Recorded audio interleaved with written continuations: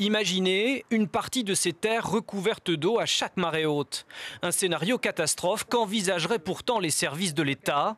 Ici, le niveau de la mer pourrait croître de 40 cm d'ici moins d'un siècle. Ces zones-là seraient envahies au moins 2 fois par jour à grand marée par la mer.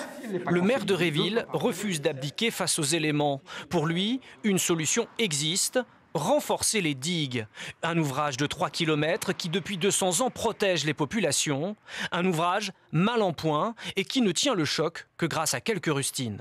Les petits trous que vous voyez là, par exemple, d'ici un mois ou deux, vous allez avoir une brèche.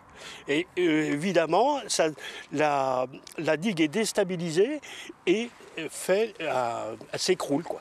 Des travaux d'entretien doivent être entamés d'urgence, mais l'État a d'ores et déjà condamné la digue. Il pense qu'elle ne résistera pas. Alors, nous, ce que nous voulons, c'est que tous les travaux soient faits pour, comme en Hollande, protéger, améliorer la résistance des digues, éventuellement les surélever, puisque le niveau des eaux montera, de façon à préserver toutes les zones habitables. L'enjeu est bien celui-là, préserver l'intégrité et donc l'attractivité d'un territoire. Les élus de Réville, Saint-Valahoug et Quétou ont décidé de résister face aux éléments, mais pas seulement. Nous ne pouvons pas se voir imposer par des gens qui n'ont jamais mis les pieds ici des normes d'urbanisme qui soient tout à fait à l'encontre de l'intérêt de la population locale et des intérêts économiques de cette population. L'enquête publique vient de s'achever. La préfecture devrait rendre sa décision d'ici 2 mois.